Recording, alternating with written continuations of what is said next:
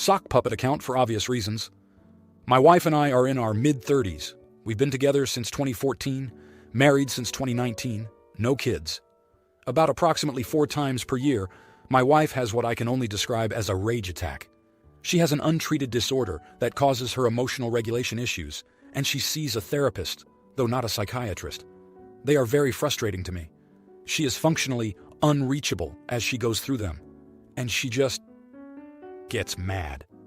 At me, obviously, but just everything in her life, no matter if it makes sense or not.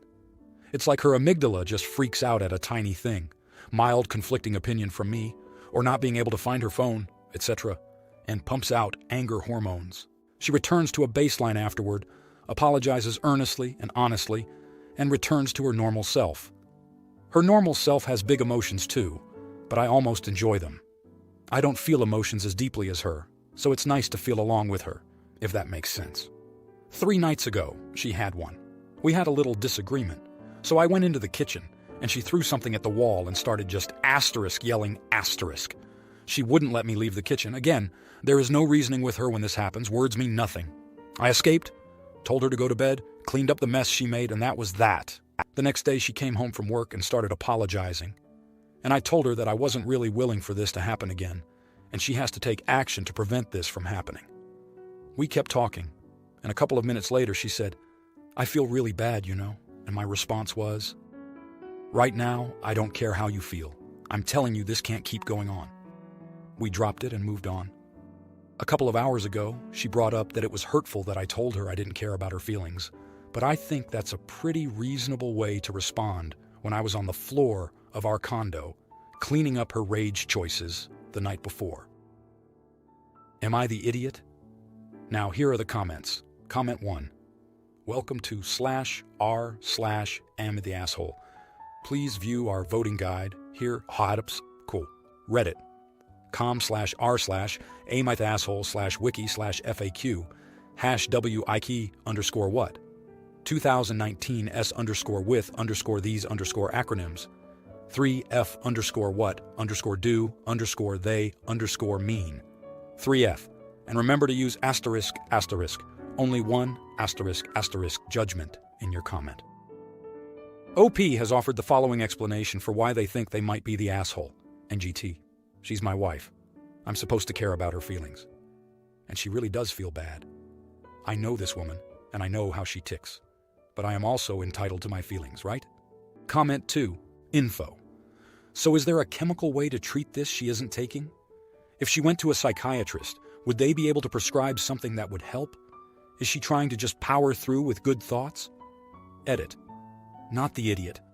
So she's afraid of how meds will change her. So she's okay with wild rages as long as she feels like herself. She needs to put whatever effort she has to in order to get a psychiatrist and get on something. Once on meds doesn't mean forever. It means working with your doctor to find something right for you. There are things she can try and isn't doing. That is not okay. Comment 3. Not the idiot. There is only so much any person can take. You are right. This cannot continue, no matter how she feels in the light of day. You are not her emotional punching bag. You have your own feelings, and one of them is that her contrition is not enough. She should feel bad. More importantly, she owes it to everyone in her life to stop these episodes. If she can't, do what you must to protect your own sanity. I'm sorry you are struggling with something so volatile. I hope it gets better soon. Now, for the next story. I, 27 years old, have been with my significant other, 28 years old, for nearly 5 years now, and we have just had a baby. He also has a daughter from a previous relationship. We recently bought a house around the corner from my in-laws, and everything has been fine up until a week ago. This is when my significant other had an argument with my mother-in-law about several things. He thinks it's unfair how his sister is always treated better, even though she has caused a lot of problems for their family. He's also upset that his mom is very involved with his ex, despite their high conflict situation. He has asked her not to do this, among other things. This issue has been brewing for years, but everything came to a head the other day when my mother-in-law told my significant other that she no longer sees him as a son, and he is not welcome at their house. My sister-in-law asked me to bring my daughter to their house as they live together. After talking to my significant other, He said no. He explained that if he isn't welcome at their house, then his daughter shouldn't go there either. Today, my sister-in-law messaged me and started to say that I should bring the baby around and that my significant other was horrible to his mom. She believes that my mother-in-law deserves to see her granddaughter. I explained that my significant other is my partner and the baby's father. If he doesn't want me to take her there, then I won't. I don't want to be in the middle of this. It's their problem to resolve, and I shouldn't get involved. If my mother-in-law wants to see the baby, she can come to my house. However, I won't go against my significant other's wishes and take her to their house.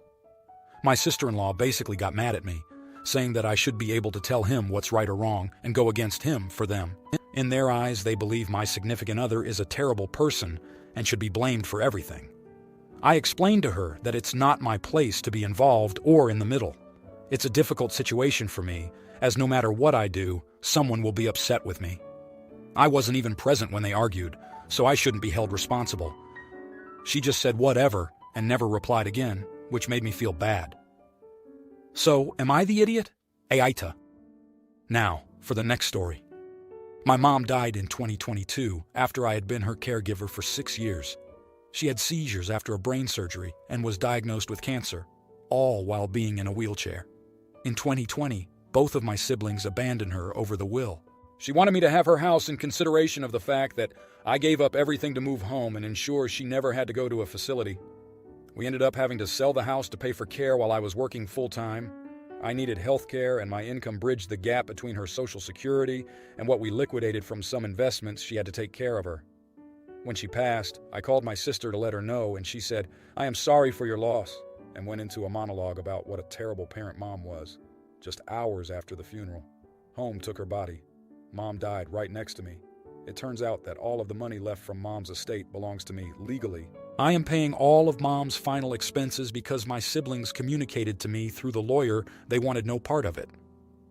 I am also making sure my niece gets all of the money Mom wanted her to have because she is the only immediate family member to come see Mom from the middle of 2020 through the end of 2022 when she passed. Am I the idiot for not writing checks to my siblings when I am not legally required to? Now, here are the comments. Comment 1.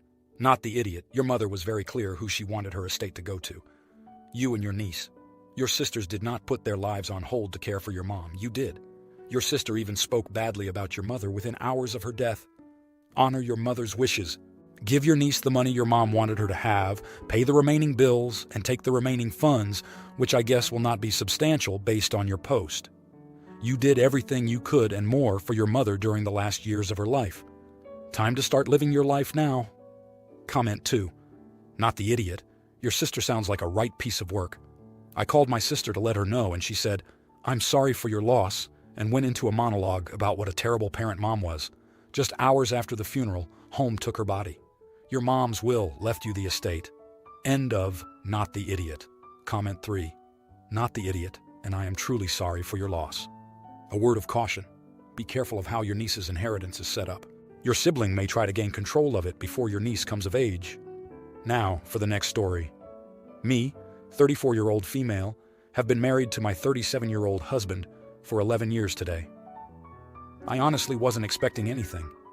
Ever since having kids, we don't go all out on anniversaries, birthdays, or Christmas. Life is hectic for us, and usually neither one of us gets a chance to go shopping for each other. So once again, I don't expect anything. A few weeks ago, I mentioned to him how I wanted to update my ring and even sent him a link to a website that sold inexpensive rings that were similar to what I was thinking about.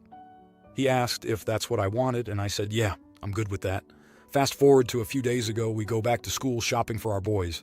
I try on Birkenstocks and am amazed at how comfortable they actually are. He says to buy them, and I say, I'm unsure. Side note, I am a very indecisive buyer. I need to think about my purchases and pick out the perfect item if I'm going to spend that much, so I leave them and exclaim that I'll do some research and figure out which kind I want. I'm excited at the thought of trying on different ones. Fast forward to today, I make breakfast for everyone a little more fancy than normal. I have to work for a couple of hours. My husband uses this opportunity to go back to the mall to buy the Birkenstocks I tried on as an anniversary gift. Long story short, I want to take them back because I didn't decide these are the ones I wanted.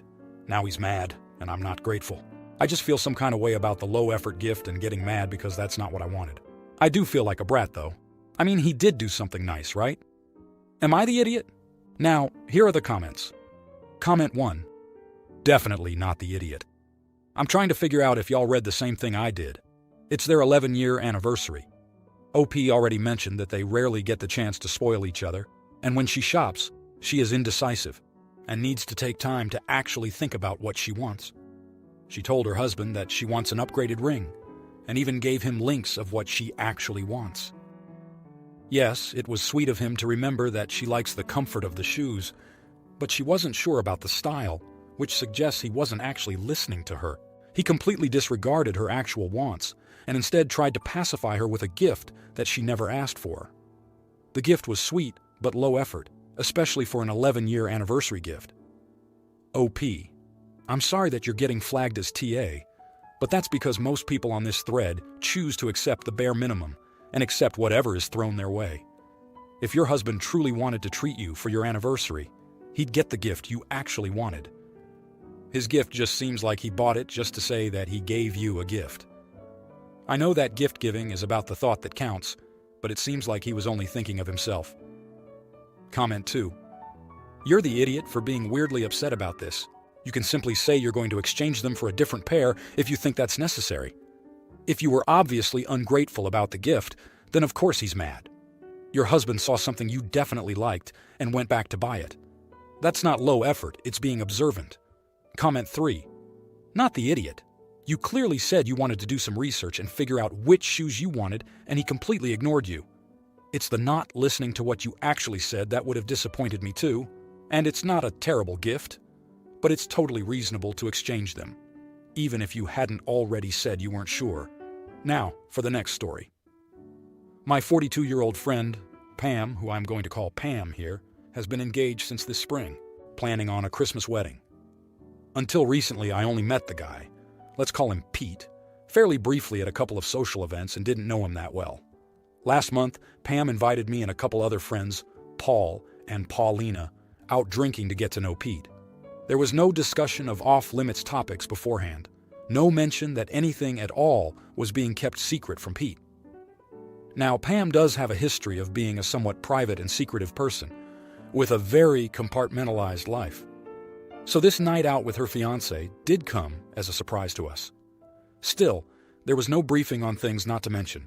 We were drinking, we were laughing, we were having a great time. Also, did I mention we were drinking? At one point, Pam gets up to go to the bar, and I say to Pete, "You're so much chiller and funner than Dave." He just looks confused and says, "Dave?"